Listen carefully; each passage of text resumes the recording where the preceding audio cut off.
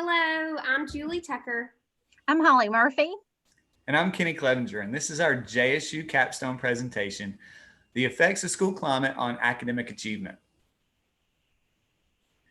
As introduction, we all know that public schools in Alabama are evaluated based on student performance, and that evaluation has in large part to do with the ACT. Now, the ACT isn't something that exists in isolation, and there are other tests that are also used in Alabama, including the pre-ACT. What we noticed at Southside High School was a need to affect student achievement in some way. And the unique thing about our presentation was that we wanted to look at certain school climate changes that we might be able to enact to help affect student achievement. So the study takes place at Southside High School, in which I am privileged to be the principal at and very proud of our students and our school. To tell you a little bit about Southside, we're a 6A school. We have roughly around 790 students. We have around 30% free and reduced lunch population, which is a little down from what our numbers usually show. We are not Title I. We do not receive any Title I funding, anything like that. We are 9th through 12th grade high school. Our demographics, as you can see on the screen there, we have some diversity among our student population. So that just tells you a little bit about Southside High School. So before we began this study, we had to actually do some research and see what was out there and what different researchers were saying about our theories. And some of these that we read were one in particular from Thornton, Peltier, and Perot, and that was educators who understand their schools that they're complex, interdependent social systems. They can move their organizations forward. And that really struck home with me. You've really got to understand the student body and what makes up your school. We had several other articles that we read. One that stands out to me particularly, and I think to Julie and Kenny as well, was, and coming from a special ed background, when the lowest achieving students can be identified by content area, the school can specifically address those needs. So we had to look at our overall student population and that would be taking the pre-ACT and the ACT test. What were the content areas that needed to be addressed, and how were we going to do it? You know, the good thing about taking students and exposing them to the content area and the test items in a practice assessment or like the pre-ACT is that it's going to lead to greater familiarity and knowledge, and they're going to have a better understanding of why this test is important. So how were we going to fix that? We needed to look at school climate. We needed to look at the positive relationship between students and teachers and the climate of the school in general to see if that could promote change and see a rise in our test performance.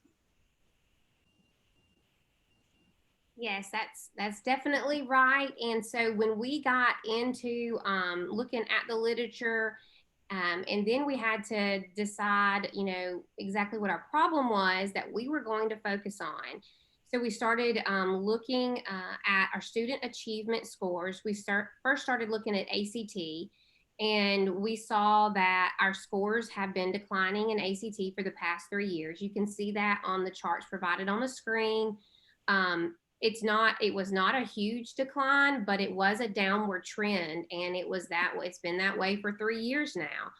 And so we then took that and decided to dig deeper into the pre-ACT to see, that is the test that prepares practice for the ACT. What are we doing on the pre-ACT? Well, when we started looking at it, it was showing the same downward trend. Our students, were not gaining positive growth. We were declining. So we knew that this was a problem with our academic achievement. And so we wanted to be able to look and examine the correlation between what are we doing at school? What is our climate? Are we teaching our kids and promoting this positive growth and the academic achievement side of it? So that is what we have focused on for this research. So when we began to evaluate things, what we found was that there were mainly four stakeholder groups that were impacted by this problem of student achievement. Students, faculty, parents, and community are all impacted by these issues. First of all, students are the ones who are performing on these tests. And so their actual performance is going to affect them not only in school right now, but also as they prepare to go to college or pursue other endeavors after high school. The faculty itself is reflected on by student performance. And so their understanding is something that we needed to consider and work on. Parents are affected when students are affected, of course, and all of those things together create the community and do affect the community, because as a school suffers in a community, then the community itself suffers too. And while this is a small trend downward, we don't want anything that's going to negatively affect things for years to come. And so we wanted to figure out how we could help all of these stakeholders. Mhm. So we decided we needed to start by creating a task force, just pulling a lot of people together, many different professionals in our school and our district, to look at the data and to decide, help us to decide which direction we needed to take and what we needed to do first. And you can see from the screen, the slide, we've got the three of us were, of course, a part of this team. We had a parent, we had several teachers, and we had our testing coordinator from our district level office. We had to look at the identification of the limitations as part of our meeting. And we had a few things to consider. There was a lack of understanding of what the pre-AC test means for students, or excuse me, for teachers and parents. And as a parent, I can come back to thinking when my daughter was getting ready to take this test several years ago, I didn't really understand what it means. And our teachers needed a refresher, and our parents needed some training on that. Many of our students had low expectations for themselves as part of taking this test, and they didn't see the importance in it. So we had to address that. And then we had to look at our school environment. Was it motivating enough? Was it positive? Was the climate a place that a climate of learning, conducive to learning? And then, of course, in March, we had COVID-19 to set us back some time of being in the classroom. We had COVID-19 has brought many different changes onto our landscape as far as educating our students goes, and we had to address that as well. So as a task force, and in looking at the limitations, we had to then decide together that any of the proposed solutions that we were going to come up with to address our problem, we decided that the proposed solutions, they could not violate any kind of school district state policy. And we also agreed that any of the proposed solutions, they had to have the majority of the support of the task force. And the task force had to agree that it was something that we wanted to try as a solution for the problem. Mm-hmm. And so those proposed solutions ended up falling into three main categories. First, there was training. We needed training for our teachers. We also needed training for our parents. And that would lead then to the second prong of this plan, which was mentoring for our students, mentoring in various ways. We were going to train our teachers so that they could train one another, and so that they could also offer that kind of mentoring through our Panther period, which is a dedicated mentoring time, to make sure that students got what they needed. All of these things were climate changes, but there were also other climate changes we wanted to enact as well, including some PSAs, public service announcements, along with posters and other kinds of physical artifacts that would help students spur along student achievement. So with these proposed solutions, we presented them to our stakeholders. And the majority of the stakeholders agreed that these were, would be great proposed solutions. They agreed that they could potentially be successful and that it was things that they needed. There was only one proposed solution in which the feedback that we got was that we didn't, or the stakeholders didn't feel like that the public service announcements or the posters around the school would necessarily be an effective solution. Only 45% of our stakeholders felt like it would be. However, in discussing with our task force, in considering that feedback from the stakeholders, we still felt like it was a proposed solution that we wanted to be a part of this. The team members, task force, were in a majority agreement that we did want to include this as part of our proposed solutions. So the final proposed solutions for our research study would be training, and in that training, that would be the professional development training that was centered around the pre-ACT score reports. We would train the career prep teachers. That's the majority of the teachers that were on our task force. They would then turn around and do training for our faculty. And so that all of our faculty has this knowledge on pre-ACT and the importance of it. We would also have a parent night where parents will receive the training on exactly what pre-ACT is and be able to answer questions that they may have and how they will understand it. Also, in mentoring, the teachers are going to actually have basically student conferences with our students where they go over these score reports for them. So for our 11th grade students that took this pre-ACT in their 10th grade year, they're going to actually have a one-on-one conference with a teacher that says, hey, this is how you did on this. This is the areas that you need to grow in and what you need to do. And so then in the climate changes, the proposed solution was we are going to do those public service announcements where on our morning announcements and our TV screens at school, we have got these motivating academic PSAs going out to all of our students.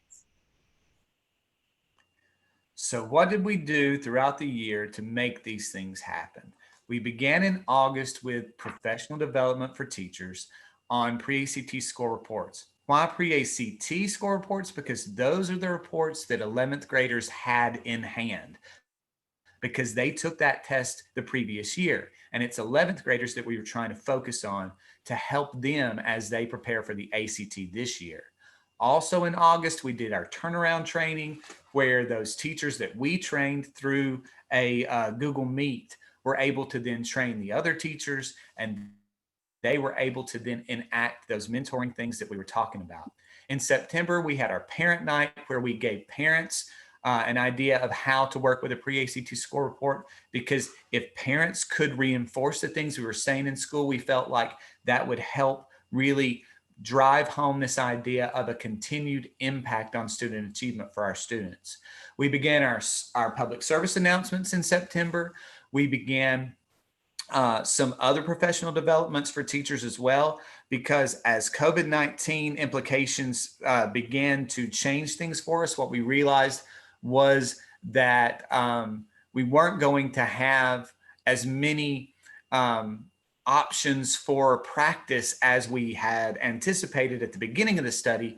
So we enacted some ACT practice tests that we were able to then carry over from September into October to give kids a way to be able to judge their own sort of performance thus far.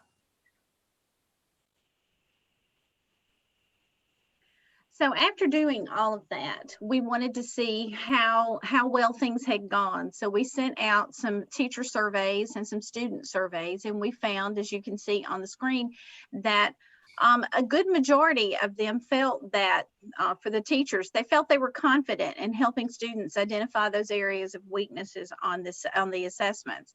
And 64% felt that training the parents and the students on the how to read those score reports and how to take them and use them to your advantage, had improved the overall understanding. Our students were great to fill out these surveys for us, and 69% agreed that their teachers had given them great information on how to understand that report that they didn't have before. The students were asked to list things that they felt had been positive in these, and many of them listed the PSAs, the trainings, the parents' meetings. All of these things had had a positive effect, which is great. When we did the assessment, the practice assessment in place of the pre-ACT that usually takes place in the fall, we did a practice assessment in September. And if you can see on the screen that our scores compared to this time last year were kind of the same. We were only 1/10 of a point off.